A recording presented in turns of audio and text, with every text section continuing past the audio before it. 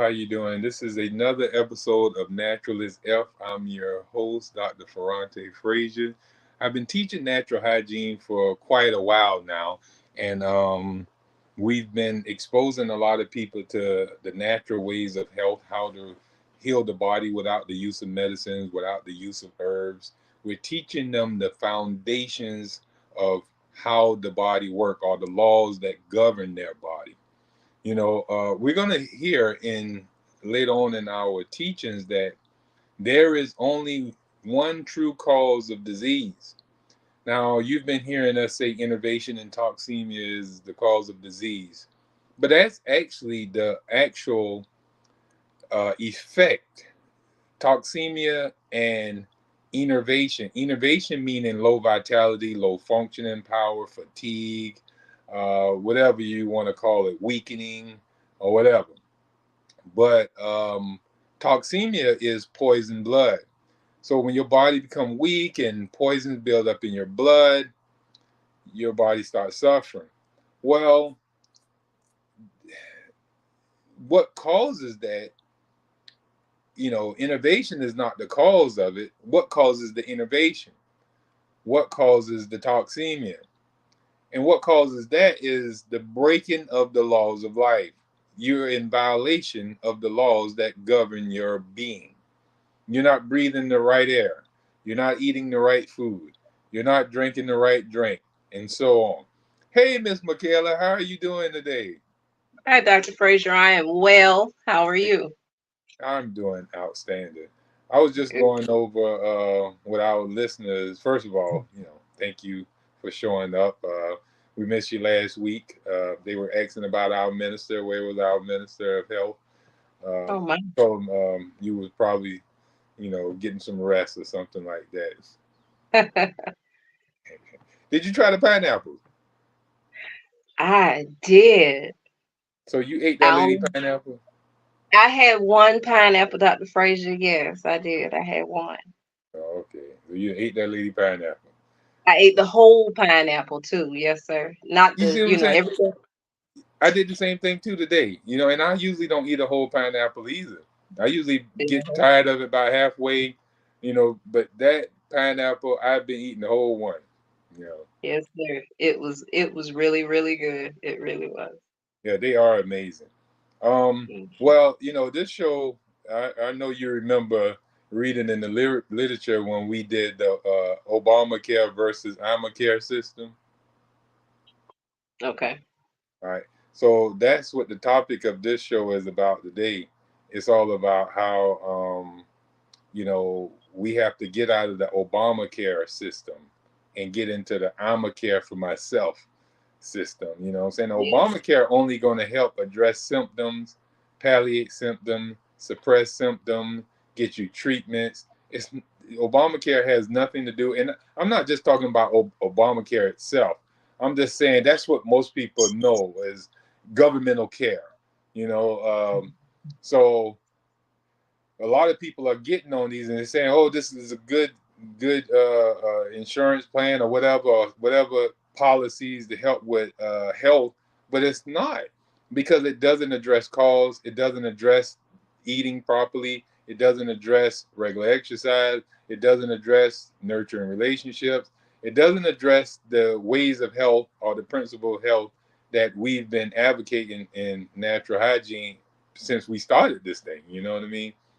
Right. But the ImmaCare system is the only sane care plan that can actually help an individual reverse their symptoms of disease when they're suffering from it and then prevent it that they don't never get disease. Do you agree with that?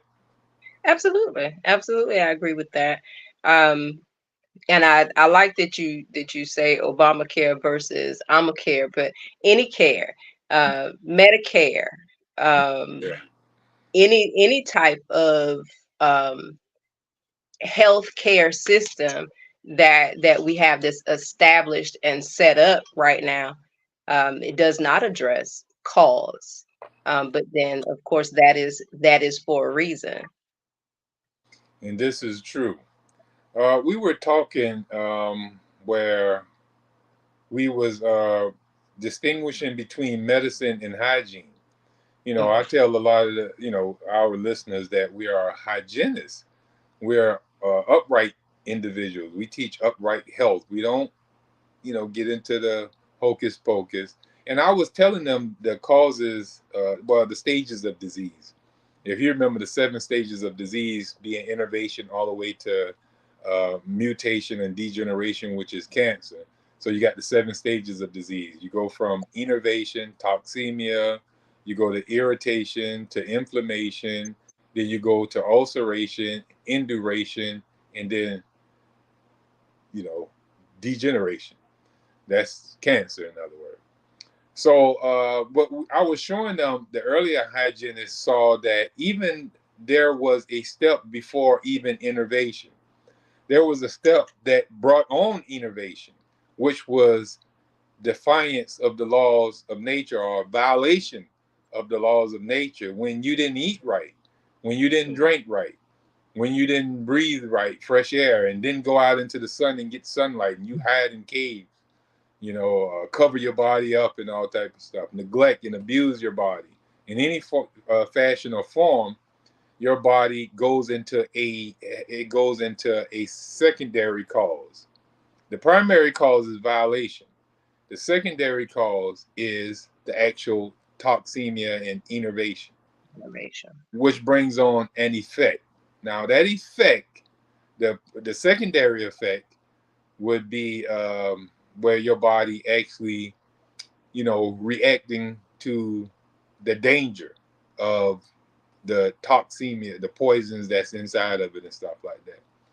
And that's when we start seeing the inflammation, ulceration, and all the other so-called stages go on, because the body is responding. That's what disease is, according to the medical definition of disease. That disease is your body actually eliminating something, but they're trying to fight that elimination. So we don't fight disease. We let disease run a course. So when I tell them medicine teaches that disease is inevitable, now we don't teach that you're going to get diabetes, you're going to get high blood pressure, you're going to get rosacea or whatever those so-called other whatever these diseases you see on the Mm-hmm. television, you Mm-hmm. know, commercials after Maury and People's Court, Judge Mathis and stuff like that. They come up there. Have you been suffering? You're going to eventually suffer from this. You might as well go ahead and get treatment for it now. Get these serum poisonings and inoculations to prevent you from ever even getting these sicknesses. So they're saying that disease is inevitable. What do you think about that? Um, it's a matter of faith, Dr. Frazier, is the way that I see it. It's about what you believe. And if you believe that your health is generated or degenerated by your own habits, then it's up to you. You get to say, I'm not going to have these things. But if you believe that, what most people believe is that with age comes the degeneration of the body and the diseases that come with age, if that is what your belief is, and if your belief is that when I am ill, then I seek some type of treatment that is outside myself, then there is the inevitability of disease. But that is totally steeped in belief. And I don't want to take the show in a different Oh, you're direction, good. You're good. but I in talking to people about natural health, and not just natural health, but health period, and being in control of their own health, when they ask me, well, what's the first thing that I need to do? The first thing that we have to do is be honest. The first thing that we have to do is tell the truth. you know Tell the truth about what your habits are. Tell the truth about what it is that you know and don't know. Tell the truth about what it is that you believe and don't believe, and get to the why do you believe that. Okay, and then talk about, well, you believe that if you have um, a runny nose, and or stuffy nose and congestion and you're coughing and your or things like that, then there is a remedy for that. And you believe that because if you believe that that's caused by a germ and now your body is behaving in these ways and there is this drug that can stop that thing from happening to you. If you believe that, then you're susceptible to continuing in that cycle and repeat that for other things, more egregious things or more serious things that might happen in your body. But if you understand and know that your nose is clogged or your nose is running or you're coughing because there is something that is inside you that your body is trying to eliminate and it is helping you to get those toxins out of your system, then you're more inclined to do things like rest or go out into the sun and get sun and fresh air in and on the body. You're more inclined to say, okay, this is something that I have caused or something that I have gotten into, and I have to change this and be responsible for it. Honest with yourself about your responsibility in your health and well-being, and then honest about what the next step is beyond that. If you won't tell the truth and say I have caused this, then you're also looking for something outside of yourself to Mhm. then fix it or cure it or take care of it. But until we're ready to have an open and honest conversation as individuals about why we're sick and how we get sick, what sickness really is, or what people think sickness is. When you say dis-ease, anything that takes your ease away, anything that's taking your comfort away, when we're honest about the fact that you have to look in the mirror about what's really going on with your body, then you can have metered results. Sometimes it feels like instant results, but you first got to get past the barrier of what it is that you believe. It's the medical mindset, we call it. That belief is the medical mindset. So much medical dogma has been downloaded into people's mind over the years through television, through shows, through people, and that's all they wish to believe. They don't really see the hygienic lifestyle of what we're teaching them about how the body is a self-healing organism and that disease is really no more than your body ridding itself of poison. So we see that, and you actually answered that the next line in here already in your talking, which hygiene teaches that health is man's natural state. Hygiene don't talk about disease really. That's the Right, medical man is only concentrated in studying disease. Natural hygiene teaches what is health. We talk about right, what health is, because the average individual don't know what health is. So when they're looking in the mirror, what are they looking at? You know what I'm saying? Or they're looking at what somebody else told them. They don't really know the conditions for health. They don't know what is required for the human body because they are been bamboozled with a bunch of medical dogma or the healing art. The curing mongers have gotten to them, so they don't believe that their conditions are is what well say is what is resulting in their so-called discomforts and in health issues in their life. So I I, I think the first thing is in the Bible it tells you how can they be saved unless there be someone sent, and how can they be sent unless they've been called. And then it went on to tell them that they have to be able to hear. And once they hear it, then they can accept the teachings that is being offered. But somebody got to come and bring it to them because obviously it's a world of darkness when it comes to health. And I'm just speaking, kind of holistically here. The average person is lacking knowledge of what health is. They don't know what type of water to drink. That's why so many people benefiting off of spring water, alkaline water, these other so-called miraculous healing waters and stuff like that. Because the average person don't know that their body should only be ingesting pure, clean, distilled water. So if they don't know when, that, these people who used to drinking straight out the faucet with all the chemical poisons in the municipal water. So when somebody come and say, hey, I healed myself by drinking spring water. Yeah, spring water is better than that faucet water. So yeah, a person may start feeling a little better when they drink some spring water because it's cleaner than the water coming out of your faucet. Right. So now the spring water is going to be hailed some type of cure, when in fact you're just less poisoning yourself with the spring water than you are with the faucet water. Does that make sense? Yes, yes, absolutely. I mean, there's all good, better, best. Right. There's good, better, and best. And distilled water is going to be the best if you're going to drink. If you're going to be drinking water, then distilled water is going to be the best water for you to drink.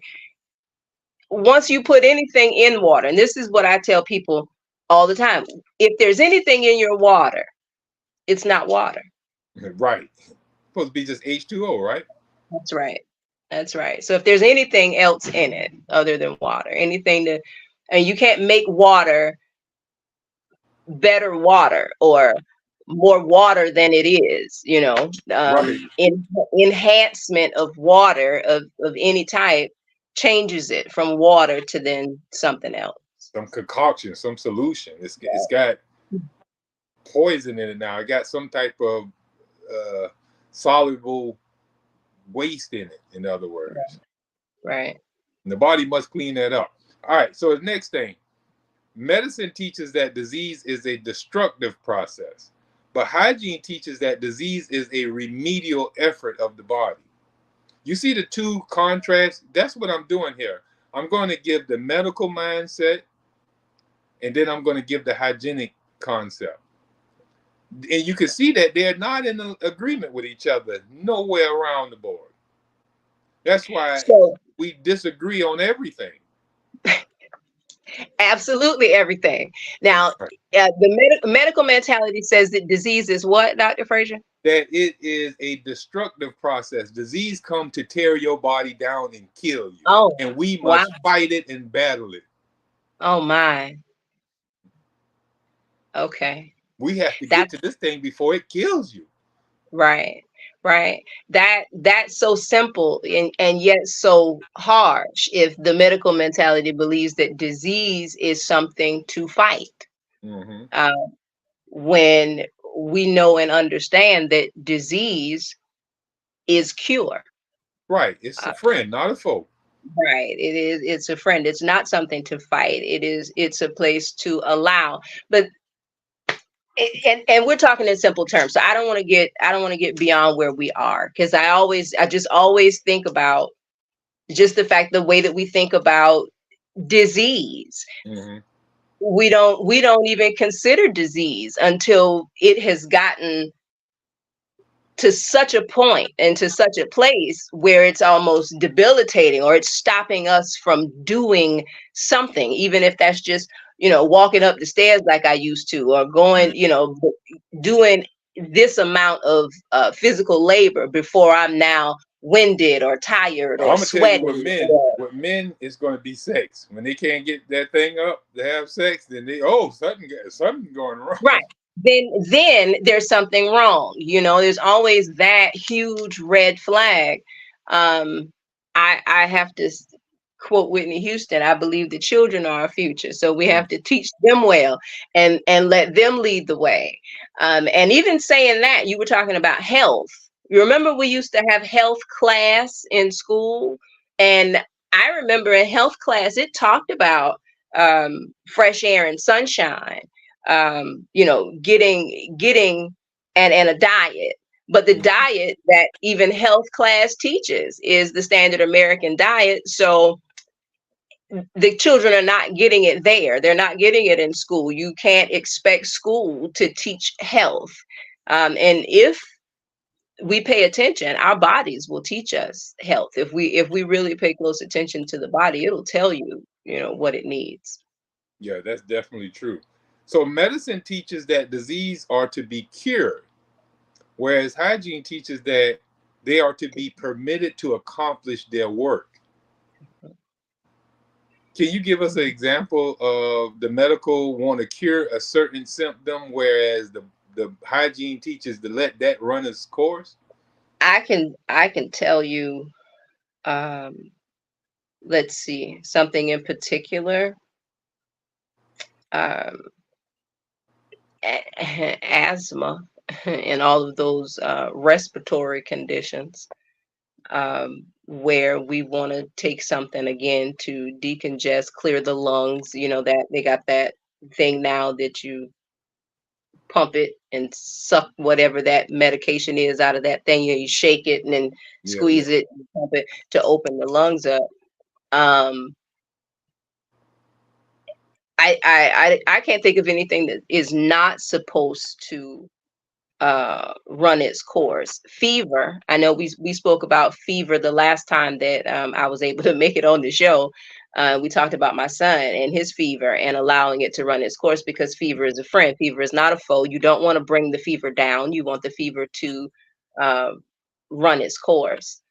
Again, Dr. Frazier, I'm not real comfortable um, advising our watchers and our listeners in that way, because even at that, um, everybody is different. So with my teenage son, he gets a fever and I can say, oh, okay, yeah, your room must be nasty. You know what I mean? Let me get in here and clean this room, and you take shower, and let's give you a clean environment in here, because that's where he spends most of his time. And understanding that that's what's going on with him, cleaning that room, and then fever gone, you know. Without any type of medication. I even encouraged him to get away from the thermometer, because it's just a scare tactic. You know, if your Yeah. fever is so bad that you need medical attention, you know what I mean, you'll pass out. I'll know. I will know when you convulse and the fever's too high. Other than that, Body never goes into no type of thing like that unless it's been really poisoned. You know, if and the poison is manageable, the body is just going to work at a level to free and itself of that waste. Now, if you go congest some violent poison that's about to kill you, within seconds, then yes, even though drugs going to help correct that, more poison on no, top of poison, that's no, not going to no, help. no drug will help that. And in saying that to you, I recognize the medical mentality in me, because I see my son, he's suffering, right? He's got this fever. He's got a headache. He's hot, he's cold, his body's not regulating its temperature, right? His internal thermostat is not behaving properly. Hmm. And I'm saying to him, you just need to rest. And are you thirsty? No, I'm not thirsty. Okay, because the only thing I'm going to that you have at this point is distilled waters, because it's not gonna cause your body to act on it. Hmm. So the only thing that we're going to do is rest. We're going to be quiet. We're going to be in the dark. We're going to get a good temperature in here, and then we're just going to wait this fever out. But even in telling you that, my thought is, unless you're in convulsions, then the fever's not too high. But then when you get to convulsions, what are we doing at that point? And I've never seen that. We're told that there's a point that a fever can get so high that a fever will kill you. But how many of us know anybody who a fever has killed them? And Just when even if we the start fever, taking and even if, medications and other poisons came in about that we seen that it may be destructive. well, that, and if the fever got so high that it caused death, was it the fever? No, it's never the You fever. know, it's not the Right. It's fever, never the fever. It's Right, not the right. body activity. So, number 4 said medicine teaches that poison are the proper thing with which to cure disease. Hygiene teaches that the normal things of life are the proper substances and influences with which to build health. You need Right. me to say that again? So, yeah, one more time. So the medical establishment believed that the only way to cure disease is in treatment, drugs, Okay. Right, therapy, Dre. the knife. Whereas in Uh-huh. hygiene, believed that the only cure for sicknesses is the natural requirements of nature: fresh air, sunlight, water, ideal relationship, normal temperature, regular exercise, rest and relaxation. All the normal things that are keeping a healthy man healthy are the things that are required for a sick man to regain health. Matter of fact, his disobedience to those things is what causes sickness. And for him Um, to return back will get him back healthy. and I'm laughing because it's a matter of reversal at that point, Yes. Yes. And again, being honest, how did you get here? And you are so unhealthy. Mhm. This thing that you see this happening to you that has caused you to reach out for some medicine or some therapy or whatever. There's so many other things that have gone on in your body, and your body has fought so, and you didn't even know it before you got to this point. You know, it is so difficult, and I apologize, Dr. Frazier. I just have to keep going there. It's just so difficult for the mindset to even understand, hey, sit down, turn the TV off. That doesn't sound like health. Sit down, turn the TV off, inhale through your nose and out through your mouth. Get in a dark, quiet place and concentrate on your breathing as a first to anything that's ailing you. You know, it just does not. It boggles the mind that it could be so simple as that. So you telling me that medicine that teaches drugs act on the body is not correct, and hygiene that teaches that the living organism acts on the drugs is incorrect? The ideal diet for a human body is fruits and vegetables, nuts and seeds. And the reason that I go to the diet is because these are things that we're putting in our body. So if you're going to swallow a pill, if it's not fruit, vegetable, nut, or seed, then you shouldn't put it in your mouth. So, but let me ask you, where they can get a proper understanding of this mentality. Medicine teaches that drugs act on the body. So when you take a diuretic, it makes you go to the bathroom and urinate. Or if you take a laxative, does the laxative make you go to the bathroom, or does the body goes to the bathroom to get rid of the laxative? See, those two Well, different understandings. the body is acting on whatever you put in it or on it. It is always going to seek to redeem itself from Yeah. whatever the thing is that we're doing to it. Yes. So if you put poison in your body, and it's poison, believe that it's poison. It was created in a lab somewhere. You have no idea what's in it, where it's been, how long it's been there, or even what it is. You just trust and believe that because they said that it's gonna bring you some relief, then you take it. But that Let, is let's give this example to help people. I'm going to say two things really quick to help, unlock their understanding really quick. Let's say that you were dust get up in your nose. What does the dust make you sneeze, or does the body sneeze to get the dust out? the body sneezes to get the dust out. All right. So if you put dust in a dead man's nose, what does it do to him? Will It's he it sneeze just the dust out? it just sit there and collect more dust. No, If you dead men give a tell dead me man a laxative, will he have a bowel movement? he will not. So it's not the medicine that has power. The power is in the In the living body. organism that has vital power to act It's in on the the drug. living body. Yes. Yeah. So that's just to help unlock their understanding real quick. It's Okay. it's the it's the living organism that has the power. All these drugs and pills and potions and remedies that they use, those are inert. They're dead, lifeless substances that the body must neutralize and repel. You know, Mm-hmm. in the case of diarrhea, a laxative, and you getting diarrhea, yeah, you get have a bowel movement because the body is seeing that laxative poison as so virulent that if it allow it to stay in your system, it will may cause you death. So it Right. early puts it out of the system via the colon, and you deem the laxative work. And just to clarify, we're talking about constipation and not diarrhea. So if you're constipated, you take the laxative and you think that the laxative worked.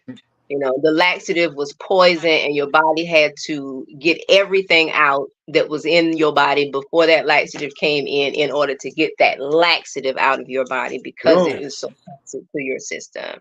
Yes. But the laxative get the praise, and the body is say, "Oh, you terrible body, you got to tighten up." Or loosen up. Right? Yeah, loosen up. That's more a proper word. Medicine teaches that drugs cure disease, and hygiene teaches that drugs occasion disease. And that's just what we were talking about. So that's still in the same lines. I think we just got a little bit ahead of ourselves. The laxative, it doesn't cure Right. constipation, but it causes diarrhea. You Right. know what I mean?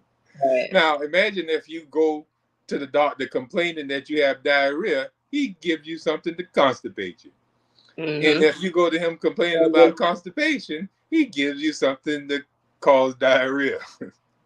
So all his drugs are to create the very symptoms of disease themselves. So how can they be a curing mechanism? All And right. and I know that we're talking about drugs and the medical mentality, but this is applicable to um, your grandmama giving you starch when you got diarrhea and giving you in all of um, our own ways to heal, all of our own healing remedies, grandma's remedies for things. They are still things that are causing that you're going to put into the body and cause the body to then act on that thing, just as your body would act on any other poison that you're putting in it, because it's all going to be poison. Even when you put natural things together, when you mix things in improper combinations and then put them into your body, you cause the body then to have to react and act on those things in order to eliminate what you put in it, albeit herb or vitamin. Well, we're going to come back in just a minute. We're going to take a brief intermission. But when we come back, we're going to talk about how the medicine holds that disease are caused by germs, bacteria, and parasites, when hygiene actually believe that the violation of laws of nature is the cause of disease, and that the germs and the bacteria is nothing but a effect of decomposition of poisons in your body. The germs are actually there to heal you, but you're fighting to get rid of them. But we're going to talk about that when we come back from this break. We're going to go to break and we'll be right back. All right.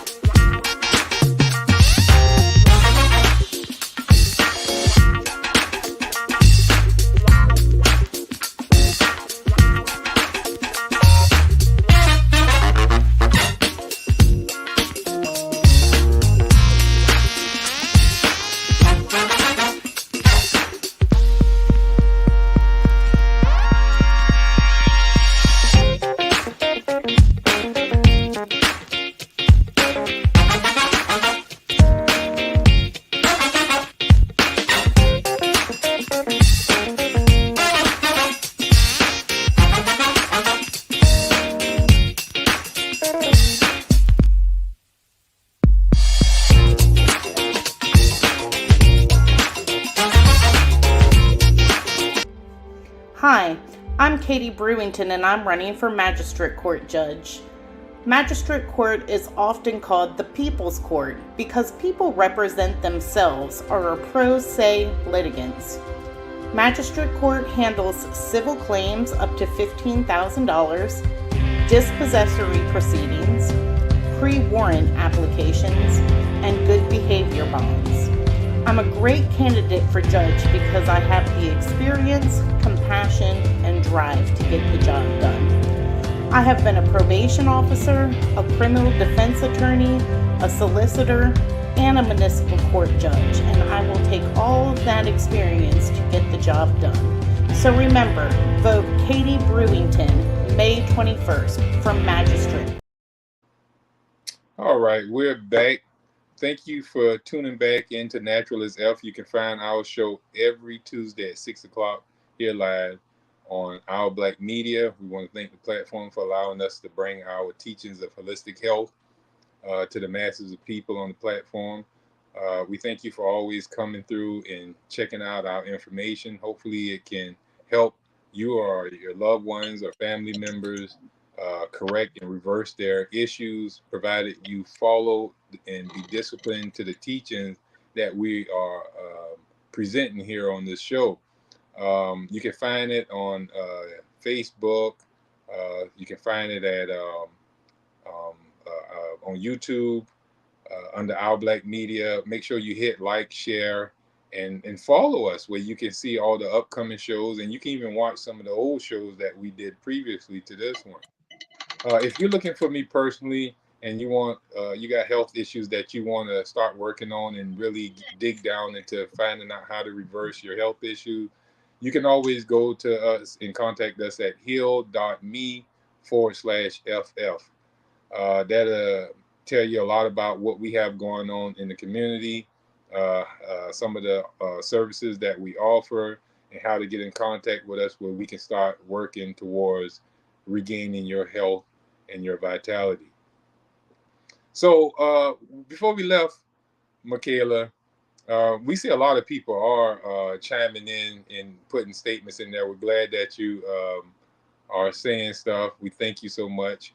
If we're not catching any of your statements with questions, anything like that, please email us at savannahnaturalhealth@gmail.com, and we'll address them and email you back if we can assist you. I'm pretty sure we can. So, but before we left, Michaela, we were talking about the so-called germ theory of Louis Pasteur, but in medical science, they believe in the germ theory. They believe that the cause of disease is caused by a germ. Now, in the hygienic mentality, we believe that disease is caused by a violation of the laws of life, right? So that's a big, jump there, because one believe that they can inoculate you, because we can't use certain words up here because we won't be able to be on certain platforms. So we got to be careful what words we use up here. We're being, kind of muffled on what we say. But we can't use the V word, So these, we get inoculated with serum poisoning to prevent disease. I can bypass that word. So we use these ingested needle-like poisons that we inject in our bodies, and to prevent us from getting sick from drinking alcohol. We can inoculate ourselves from, getting lung cancer from, air polluted. We can stop our head from hurting by being inoculated with Tylenol. We can, stop all the ills and prevent our bodies with the use of some specific preventive drug. That's the medical mindset. Now, the hygienic mindset don't believe that. We believe that the only prevention is rightful lifestyle. Now, what is a rightful lifestyle according to natural hygiene? Rightful lifestyle is the 10 laws of health, or the 10 ways of health. That would include, and Dr. Fraser, you have to catch me up. So that includes the ideal diet, pure water.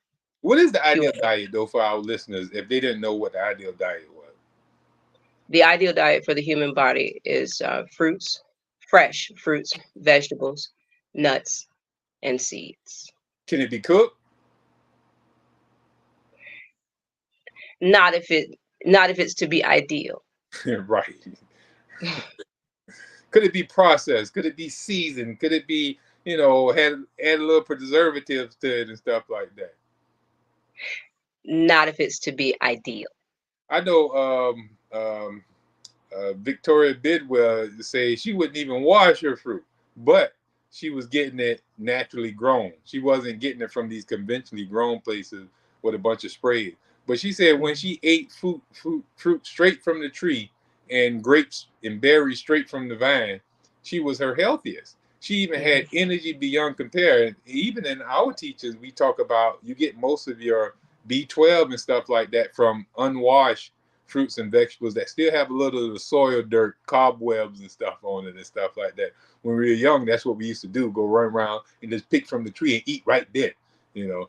But now we're so hygienically clean now, you know what I'm saying? We scrub in our fruits and vegetables with vinegar and apple cider and all these different so-called stuff we're supposed to be cleaning and scrubbing our fruits with, and we just don't know that we're actually denaturing the foods that we're not going to get the main benefits from it. So, what do you think about that?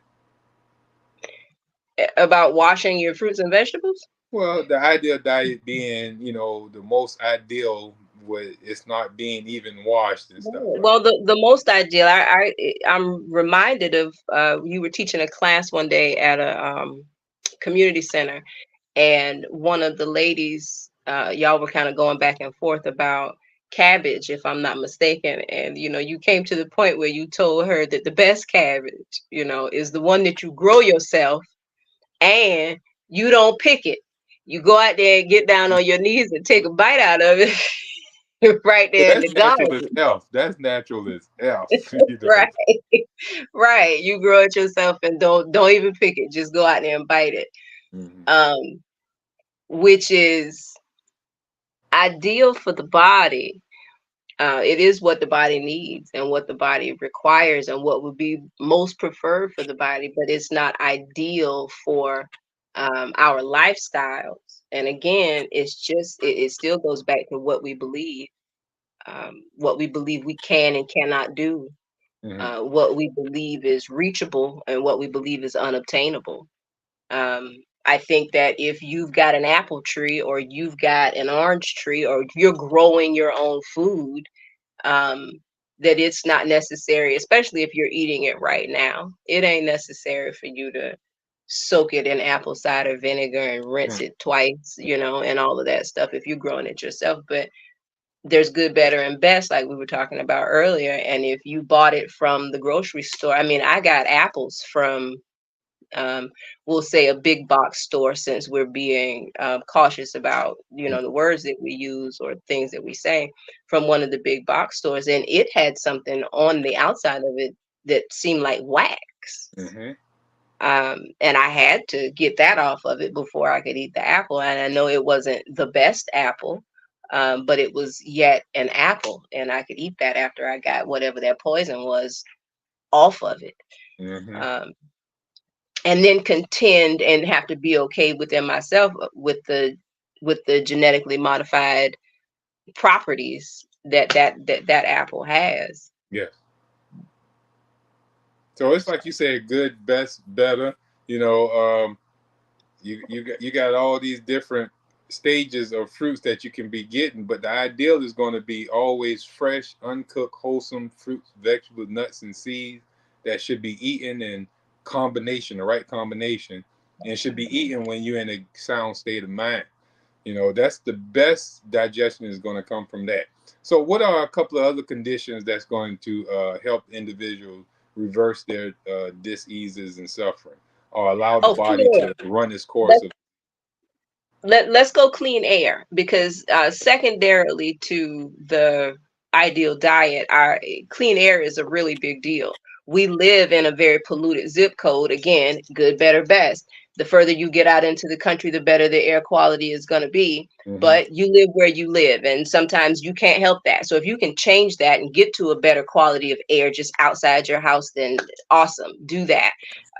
But we live in these boxes, and the newer our boxes get, the more energy efficient they are. So they don't let air in or out. So Right. it's necessary to make sure that you have proper ventilation in whatever box you're in. If that's at home or if that's at your office, you really need to be getting some fresh air in there and letting the carbon dioxide and whatever other poisons are in there out of there, because we don't think about our air quality in the sense of um, what we use to clean our bathrooms or Mm-hmm. vacuum our floors, or Mm-hmm. the essential oils that we put in our humidifiers and our plug-ins, and the Those potpourri, dangerous. the incense, and things like that that taint our air. Because when we talk about pure water and we say that that's distilled, because anything that's in your water makes it no longer water. Air, very much the same way. Um, if you're breathing in contaminants, then your air is then toxic to your body. And a lot of times we're doing it to ourselves Yeah. just by, making the room smell better, making the car smell better, Right. things like that. Suffocating. I seen a dude the other day.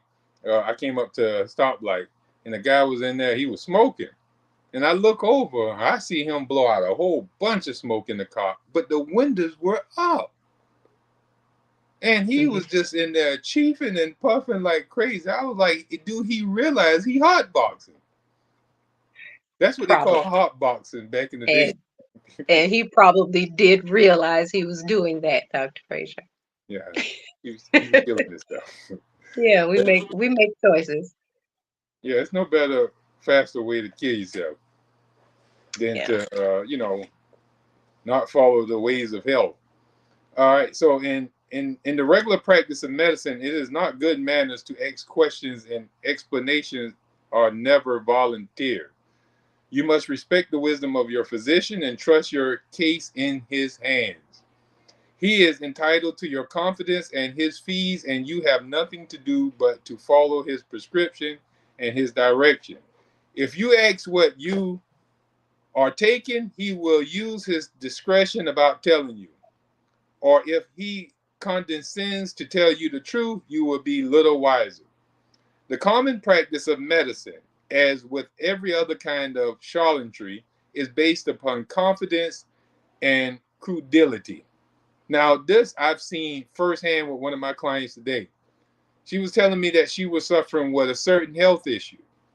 And I started breaking it down to her, and I said, "Did they even tell you what this organ in your body is doing, and why is it, having the issue right now? Why it's inflamed?" They said, "No." She said, "I don't know what this is about. They just told me I got this EMA, and I need to, have some surgery." I say, "So you don't know why you got the EMA? You don't know why the EMA is right there in that area and what that area does?" You know what I'm saying? She said, "Well, when I try to ask, he said, just don't worry about that. Leave that to us. We're gonna get you well and good, Like what? Leave that up to you? Come on now. Now we don't have that problem. Cause soon as we go in there and start talking, what you mean? Tell me why we gotta drink distilled water? Why I can't drink water out of the faucet? You know what I mean? Why is fresh air better? Why I can't inhale my incense, and why I can't smoke, and why I can't drink? You know what I'm saying? You mean to tell me my wine ain't okay? You mean to tell me what's moderation in drinking a little liquor? You know what I'm saying? What's moderation in a little bit of poison? We go through this all day long. But the medical people, what they tell you is almost law in there. You hear people scared to ask the doctor, "Well, is That's there true. any other thing that I can do?" There are probably Yeah. other treatments that you can do, but you're too scared to ask. You know what I'm Right. saying? He might say, well, he might even tell you, "Hey, you just need to eat some fruits and vegetables." But since he realized that most people who come to him are not going to change their diet, his first thing is to put you on some type of high blood pressure medicine, some high blood sugar medicine, and some other so-called medicine, because he don't think you have the discipline to do the right thing. So yeah, you ask, "Hey, is there anything that I can do besides doing this?" He might say, well, you can stop eating all that fat back and pigtail and collard greens and neck bones and pig feet, eating the pig feet. I'm not going to get into that because I saw a picture the other day that was just terrible on Facebook. But anyhow, you know, we can't ask them questions, you know. But in hygiene, the first step towards restoring the body to health is enlightenment of the sick. We got to educate the sick. We're educators of natural hygiene. We teach people wrong lifestyle habits is the cause of their disease. We're telling Right. them, hey, you're killing yourself. You don't even know it. So we're Right. bringing light to their destructive behavior, you Right. know, that's producing their sickness. Now, hey man, you mean to tell me, is there anything I can do besides fasting? You mean fasting is the only thing I can do to correct this so-called cancer of the stomach? Well, your stomach can't digest anything right now. What's the use of eating? Right. Well, is there anything else I can do? Well, you can fast. That's the only thing you can do. If your leg is broke, you saying, well, you need to rest your leg. Well, you mean to tell me there's nothing else I can do but rest my leg? Well, why would you walk on a leg that's broke? You know what I mean? Right. So you're only as good as the weakest organ in your body. And that's what we tell the people. We show them their weakest part. If you're suffering with even a deranged digestive tract, we're not going to have you running out there, doing a bunch of exercise, because how you're going to feed and nurture your muscles if you're not eating anything. So Right. you need to get rest until your stomach has repaired itself. So we have to be educators. We have to dismissify all the medical mindset that they're going to bring to us, and then give them the true means to health. What do you think about that? I think that you are definitely the man for the job. And that you are up for that task, because it is a big task. It really just goes back to the truth and telling the truth, telling the truth about what how our body is designed, what it does, how it functions, and how to keep it functioning as it was designed. And that is not at the doctor's office. They are not going to give you that there. It's not going to happen. Disease is the cure. And I wish we could call it something besides dis-ease, call it, I don't know what else, but something else, because certain things just won't sink in until it just hurts so bad. And it's my prayer, and my plea that people will, before they feel their body, choose health and choose to be healthy and whole. Well, I want to add two more to this. We got like about 4 minutes, so we got to hurry up and run through these quick. But hygiene is peculiar than any other modality of healthcare, right? Because all other healthcare, they got their favorite books, their favorite poisons, their favorite, well, you don't use the word poison because they might not like me saying that, but their favorite drugs, their favorite remedies. They have all their favorite language. Like you can't even use certain language. It's the medical terminology. You can't use that. You know what I'm saying? That's our word. Don't use our word. you know. So they got Okay. their own stuff that even the laymen don't even understand. You go in there, they say, well, you got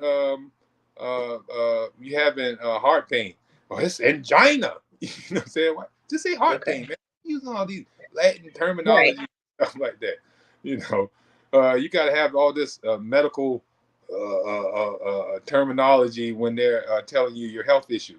But if you notice that our teachings are plain for everyone. We're not hiding our books and telling people they can't talk about fresh air, sunlight, and stuff like that. We openly provide them with knowledge and wisdom to help them understand our concepts and principles where they can employ it in their life, where they can actually be healthy. You agree?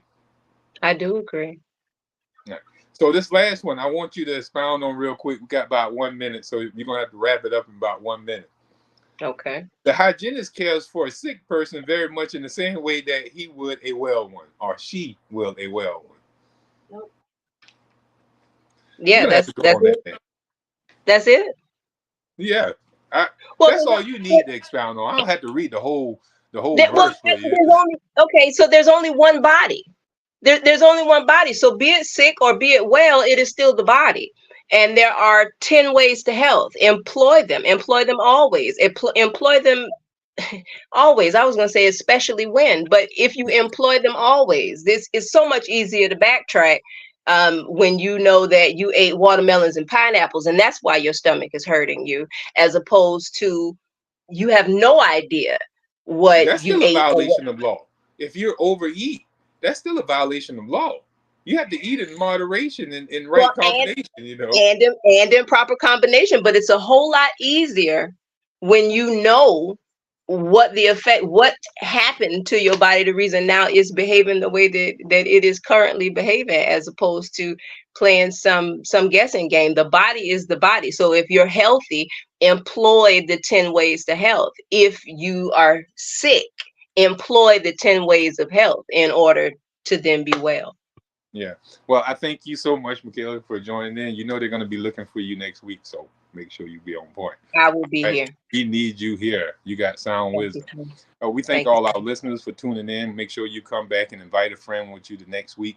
We got a bunch of valuable information to help you guide yourself into a more holistic health and healing concept. So best of health, and we'll see you next week from Savannah Natural Health. Go and look me up, heal.me/FF.